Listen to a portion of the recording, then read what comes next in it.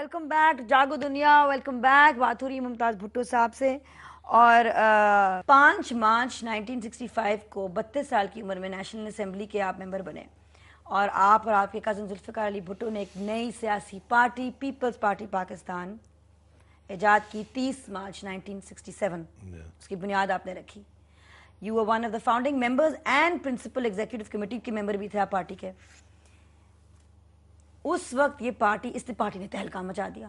रोटी कपड़ा और मकान, एक सोशलिस्ट एजेंडा, एक एजेंडा आवाम के लिए।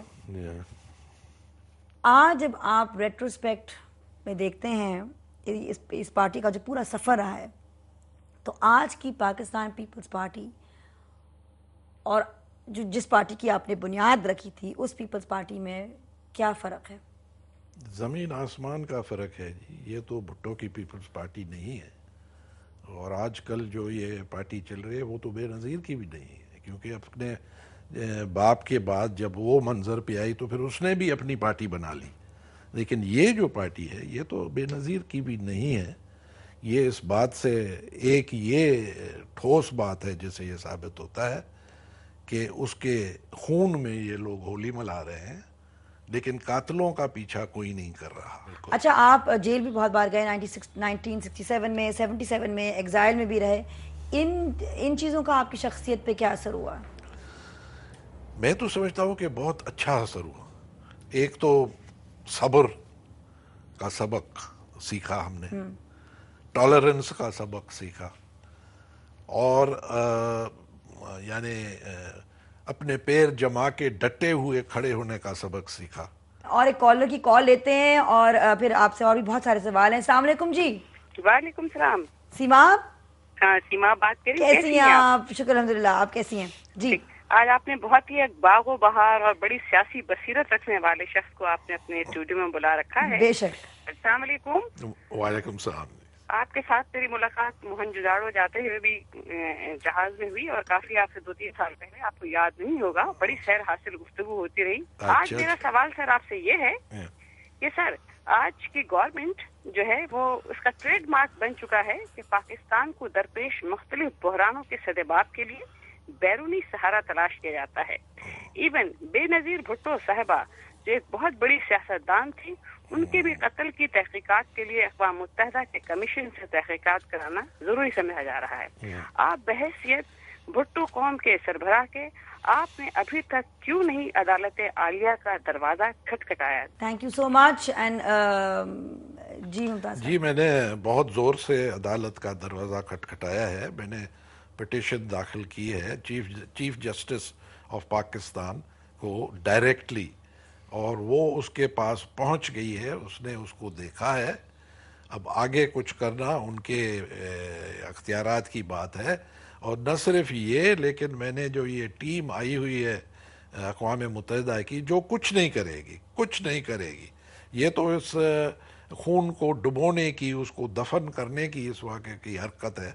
लेकिन उनको भी मैंने पिटीशन, वही पिटीशन जो मैंने चीफ जस्टिस को भेजी है, जिसमें मेरे बहुत से शक व शुबा और खदशात दर्ज हैं और कुछ मवाद भी है जो मैंने उसके साथ अटैच किया है, उसकी कॉपी 16 तारीख को भेजी।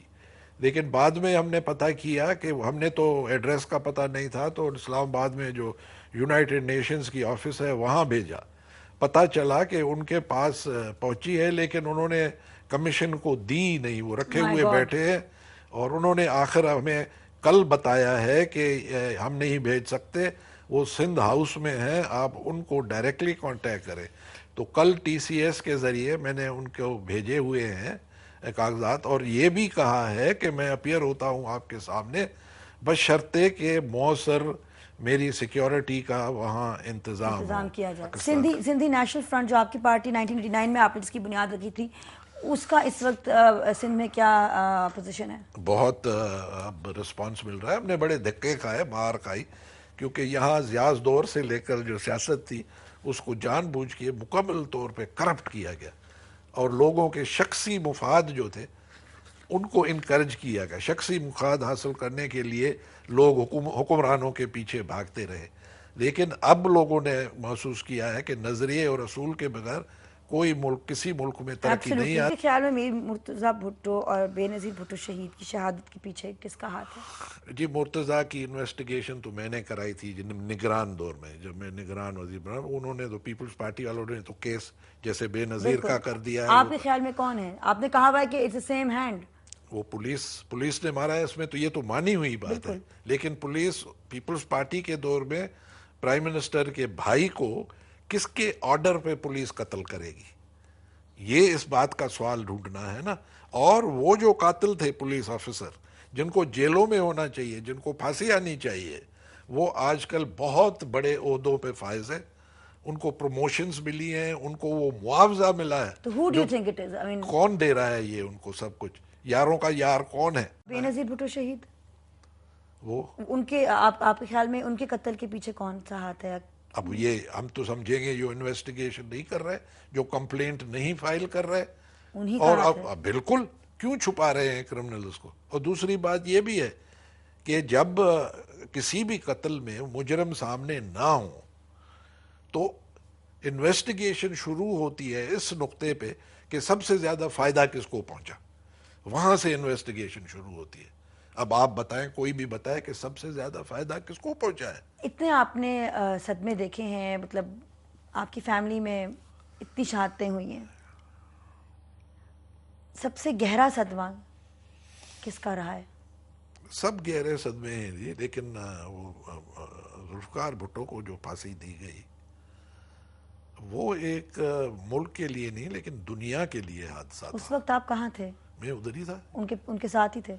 हाँ, नहीं अंदर तो नहीं, आखिरी लम्हों में। लेकिन हाँ, मैं तो देखे ना वो जब उनको पहले सुना था, क्योंकि मैंने पढ़ रही थी कि काफी बुरे हालात में थे वो आखिरी दिनों में। नहीं, आखिरी दिनों में उसने ये रिक्वेस्ट की थी उसने कि मेरी जो उनके साथ मुलाकात वो आखिरी होनी चाहिए सबके बाद, क्योंकि हमें तो पता नहीं था ना कि फांसी आ रही है। ज़िया-उल हक ने मुख्तलिफ अपने प्रेशर डाले थे, गैर मुल्की और लोकल, और सबको ज़िया-उल हक ने कहा कि मैं फांसी नहीं दूंगा, तो हम पुरुमीद थे। लेकिन जब वो उसका वो हो गया फैसला, तो लोगों को बुलाया अचानक। वैसे तो हम मिलने की इजाज़त मांगते थे तो 15 दिन लग जाते। अचानक मुझे फ़ोन आई कि कल आपकी मुलाकात है भुट्टो साहब के साथ। तो मैं थोड़ा हैरान तो हुआ, लेकिन वो नुसरत की हुई, बेनज़ीर की हुई, उनकी हुई। फिर आखिर में जब मैं गया तो मुझे मिलने नहीं, वापस कर दिया उन्होंने। My God. वहाँ से तो फिर मुझे थोड़ा शक तो पड़ा, लेकिन उस वक्त क्या कर सकते थे हम। मैं अकेला था उधर बाहर, जब मैं जेल में रहा, भुट्टो को और मुझे इकट्ठे गिरफ्तार किया था। मुझे कराची जेल में रखा, उसको कोट लखपत ले गए, और उसकी फांसी से 1.5 महीना पहले मुझे सिंध हाई कोर्ट ने रिलीज किया। तो उसके कोई सब भाग गए थे, मैं अकेला इस्लामाबाद में बैठा रहा। कालाबाग डैम बनने से जो पानी ज़ाया हो जाता है वो स्टोर हो सकेगा और बिजली की कमी भी पूरी होगी। फिर आप कालाबाग डैम बनने के खिलाफ क्यों हैं? इसलिए कि सिंध फिर वही रेगिस्तान बन जाएगा जो अंग्रेजों से पहले सखर बराज पहले से। तो कोई ऐसा सूरत हाल नहीं हो सकता पैदा कि सिंध भी रेगिस्तान ना बने, ऐसे पानी तकसीम किया जाए कि? वो है, बिल्कुल है। और बहुत पहले जब मैं चीफ मिनिस्टर था 71 72 में, तो मैंने ये काम शुरू किया था डैम बनाने का सिंध में डैम्स बने। ये सबसे डाउन स्ट्रीम है। तो बिजली सिंध से ही आए? फिर बिल्कुल आएगी, पानी भी यहाँ सेव होगा, और जो लोकल डैम्स सिंध को पानी देगी उसके मुताबिक ऊपर जो पानी है वो इस्तेमाल होगा। लेकिन ये तो कोई करता ही नहीं। वो इक़्तिदार का मसला है ना, they all want control over, I suppose the thing that's right. समझ में तो यही आता है। अच्छा, मैं कुछ लफ्ज़ आपको बोलूँगी, उनके जो पहला ख्याल आता है बताइएगा। मोहब्बत, गहरी, इल्म, गहरा, औरत, मर्द, हुस्न, वाह वाह वाह वाह, शादी, तौबा, मुमताज साहब, सिंध, आजाद, भुट्टो, तहफ़्फ़ुज़, बेनज़ीर, बिस्मिल्लाह। सबसे ज़्यादा खुशी आज किस चीज़ से मिलती है, उम्मीद किस चीज़ से मिलती है आपको पाकिस्तान के हवाले से? ये कि लोग अब मार खा के, बहुत बड़ी मार खा के, अब सीधी राह पर आने लगे। भुट्टो साहब, आपके आने का बहुत शुक्रिया। मेहरबानी जी। आप एक ज़ख़ीरा हैं, there so much to learn from you. और अभी हम बात कर रहे थे कि इंशाल्लाह ताला इस प्रोग्राम का पार्ट 2 ज़रूर होगा, मुमताज़ भुट्टो साहब के घर में जाके होगा, क्योंकि बहुत सारी तस्वीरें हैं, बहुत सारी चीज़ें हैं जो आप शेयर कर सकते हैं आवाम के साथ, हमारे साथ। और एक मैंने गाना निकाला था भुट्टो साहब के लिए, मैंने सुना था कि आपको जैज़ म्यूज़िक पसंद है, मुझे भी जैज़ म्यूज़िक बहुत पसंद है, तो वो गाना लगा दीजिए। We will enjoy the music, नाज़रीन। Thank you so much again sir for being with us। और याद रखें, पाकिस्तान जिंदाबाद।